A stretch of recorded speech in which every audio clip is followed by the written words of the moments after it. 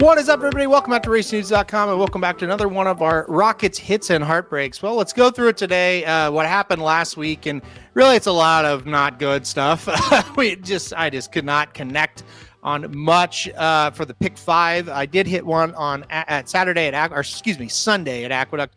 We'll talk about, but let's get to kind of what I thought was the biggest heartbreak of the day here. I'll put the ticket up on the screen, and I will take my banner off here. So let's go to Saturday at Gulfstream Park, and let's kind of get it started here. This was the one that made me the most upset, I should say, on the day. So I'll put the races up here on the screen. So early pick 5 on Saturday at Gulfstream Park, 4x4 by 3x4 by a single. You know, you see us do this a lot, and this was just a situation where I thought these early races were very tough, and I thought the 6 looked like a little bit of a standout in that 5th race. So I just kind of made the decision that I think this makes the most sense for us to do. It wasn't a single that I was absolutely in love with. However, it was a single that I thought had a really nice shot to win and really stood out. So anyway, so we go 4 deep in the first leg, 2, 3, 9, and 10. You see it comes in 2, 3, 9, so it's a no sweat. But when you go 4 deep, you get the favorite. You're very not optimistic. Let's say pessimistic would be the word for that right off the bat. So not feeling great, but I'm not feeling awful. We're alive, and it's just the first leg. Second leg comes up 1, 2, 8, and 9 is who we use. It comes in 8, 2, 9. So once again, sitting here going, hey, we're all over it, but we didn't really get prices in either leg, and we went 4 deep. So a little worrisome. This is where it gets interesting. Third leg here for us. And we go 1, 2, 3 in this one, and the 3 Music City Star wins and was a big price, 16-1, or I think 15-1. I'm sorry, 15-1. Comes home, looks beat in the stretch, re-rallies. Now all of a sudden you're feeling good. 2 wins, but nothing's really happening. You get the 3 deep and you get a 15-1 winner. Now you're 4 by single, feeling very, very good about this situation. And all of a sudden, very interested. You go to the 4th leg here. I went 3, 5, 7, 8 here. 7, 3, 5 is how it comes in. So no stress here at all. But it was very important. The 7 wins the race. One of the longer prices. The longest price I think we played here. So we were feeling very good going into our singles. So the situation was interesting. Our top choice won the first race. Top choice won the second race. So obviously we wasted some bullets there. But the 3rd horse we used going 3 deep wins the 3rd leg. The 4th horse we used going 4 deep wins the 4th leg.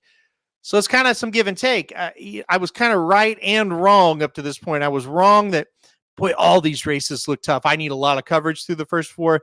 In actuality, you just needed a lot of coverage in that 3rd and 4th leg, not the first 2, which, as we're going to see, is going to end up being, what cost me, because the 6 does come in second. The ticket is busted, and the 2 wins the race. Now, back to kind of what I was saying. If you go a little shorter, and race 1 would have been a candidate to go a little shorter in, like 2 deep, because I really liked the 2 in that spot, but I didn't end up doing it, long story short. But if you go a little shorter, the 2 was my second choice. Easily could have been added on this ticket, right? So this ended up being a structure problem, not a handicapping problem.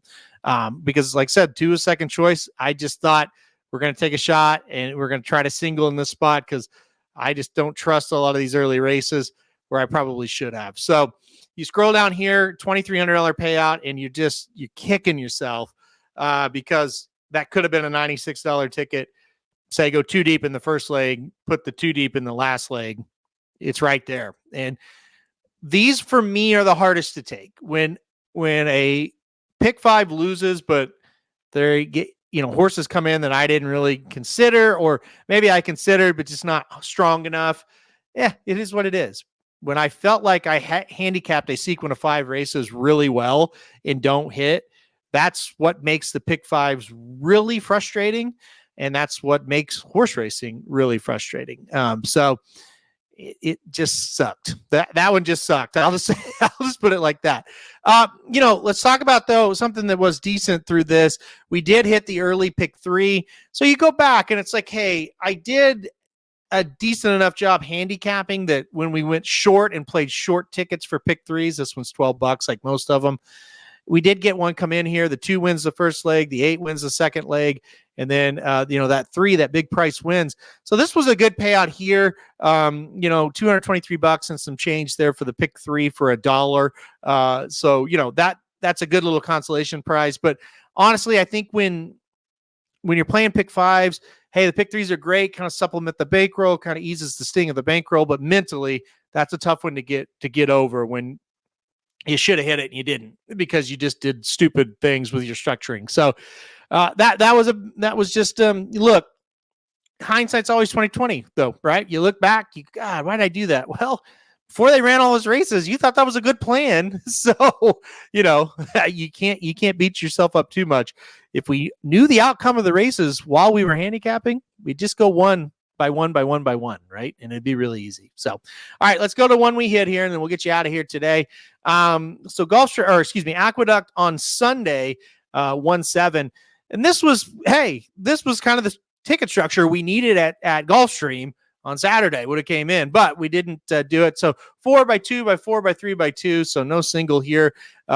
Great start to this 2640 winner to start going 4 deep. You felt great about that.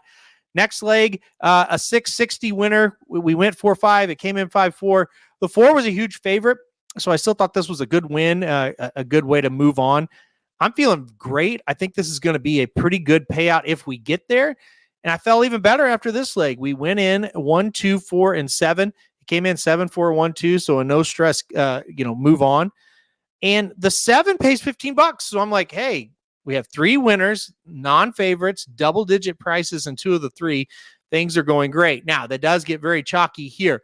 If you haven't watched this 4th race at Aqueduct, the one I don't even think walking out of the gate would be accurate. I mean, crawled out of the gate, seemingly looked like he jumped over something that spooked him at the track, like on the track, just weird stuff.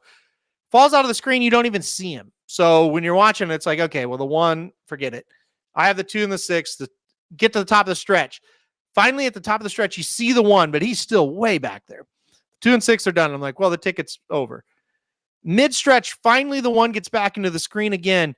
Long story short, the 1 comes all the way back and wins incredibly at even money. It was the hardest even money cash ever for people that bet that horse to win. But anyway, wins. Now you're feeling like we can't lose this thing. Even though we're only 2 deep in the last leg, we're not losing this. There's no way after that.